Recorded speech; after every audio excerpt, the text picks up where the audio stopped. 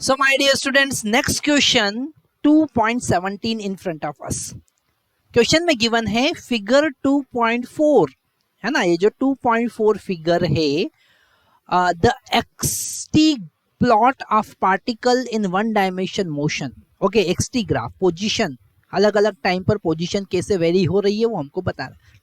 और 3 different interval, equal interval of time is shown in figure, in which interval average speed greatest and which interval it is least.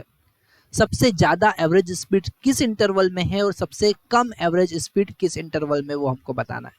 और हमको हर एक interval में velocity का sign भी बताना है, एवरेज वेलोसिटी का साइन भी हमको बताना. तो यहाँ पर बड़ा इंटरेस्टिंग क्वेश्चन है, जरा ध्यान से समझते हैं. हमको टेंजेंट का स्लोप देखना है.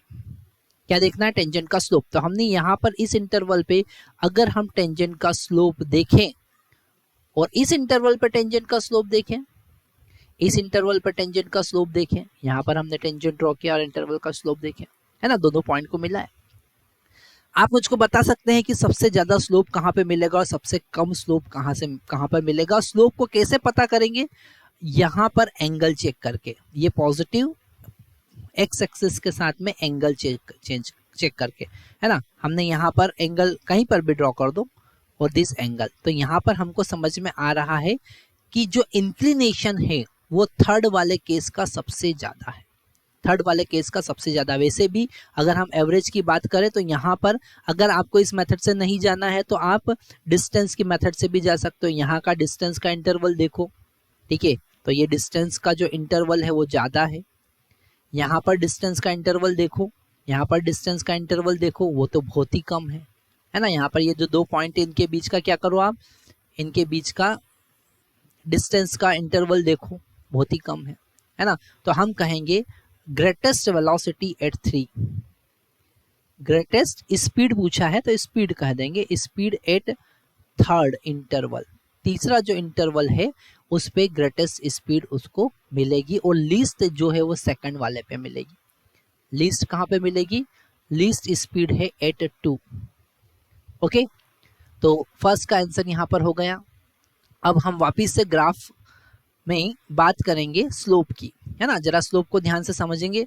अगर हम फर्स्ट वाले ग्राफ पर स्लोप की बात करते हैं तो ये स्लोप फर्स्ट वाले पे है ना. यहाँ पर आप टेंजेंट ड्रॉ कर दो, इन दोनों पॉइंट को मिलाओ और एक टेंजेंट ड्रॉ करो, एक लाइन ड्रॉ करो दोनों पॉइंट को मिलाने के बाद.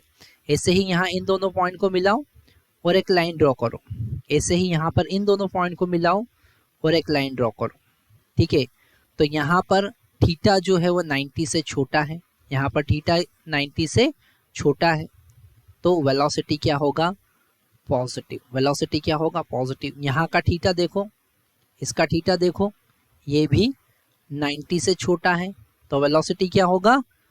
पॉजिटिव होगा. वेलोसिटी क्या होगा? पॉजिटिव होगा. पर यहाँ का थीटा अगर आप देखोगे, इसको आगे बढ़ाओगे, है ना, ऐसा आगे बढ़ाओ, वो पॉजिटिव के साथ में एंगल देखो तो 90 से बड़ा आ रहा है. कितना आ रहा है? Greater than 90. तो वेलोसिटी नेगेटिव होगी. ओके, है ना. हो सकता है कि यहाँ पर आपको कुछ इजी मेथड भी पता चल जाए, जैसे कि देखो ये वेलोसिटी यहाँ पर पोजीशन नेगेटिव डायरेक्शन में इंक्रीज हो रही है इसलिए वेलोसिटी नेगेटिव है. देखो यहाँ पर पोजीशन पॉजिटिव डायरेक्शन में इंक्रीज हो रही है इसलिए वेलोसिटी पॉजिटिव है. पर जो मैं एंगल का कॉन्सेप्ट आपको बता रहा हूँ, जो मैं आपको कॉन्सेप्ट बता रहा हूँ वो बहुत ही इंपॉर्टेंट कॉन्सेप्ट है, क्योंकि हम केवल और केवल इस क्वेश्चन को सॉल्व करने के लिए नहीं, हम कॉन्सेप्ट को समझने के लिए क्वेश्चन सॉल्व कर रहे हैं. ओके, तो यहाँ पर थीटा का वैल्यू अगर 90 से छोटा होता है तो tan थीटा पॉजिटिव होता है, तो वेलोसिटी पॉजिटिव होगी. ये कॉन्सेप्ट आपको याद रखना है. अगर थीटा का वैल्यू ग्रेटर देन 90 होता है, सेकंड क्वाड्रेंट में थीटा नेगेटिव होगा, सेकंड क्वाड्रेंट में tan थीटा नेगेटिव होगा, वेलोसिटी नेगेटिव होगी. इस तरीके से आपको इसको समझना है, ठीक है. ये मेथड, क्योंकि बेसिक मैथमेटिक्स के कॉन्सेप्ट टिपिकल होते हैं पर उससे अंडरस्टैंडिंग ज़्यादा क्लियर होती है, वो ज़्यादा एडवांस क्वेश्चन को सॉल्व करने के लिए कैपेबल है वो कॉन्सेप्ट. अगर आप इजी कॉन्सेप्ट देखो, यहाँ पर थर्ड केस में देखो, आप देखो वेलोसिटी नेगेटिव डायरेक्शन में इंक्रीज हो रही है ना, तो आप कहोगे नेगेटिव वेलोसिटी इसलिए नेगेटिव है वेलोसिटी, नहीं। यहाँ पर आप टेंजेंट ड्रॉ करो और टेंजेंट का स्लोप देखो, एंगल देखो, क्या वो 90 से बड़ा है, टेन थीटा 90 से बड़ा अगर है तो टेन थीटा नेगेटिव होगा, वेलोसिटी नेगेटिव। तो ये कॉन्सेप्ट आपको और ज़्यादा हेल्प करेंगे। Thank you.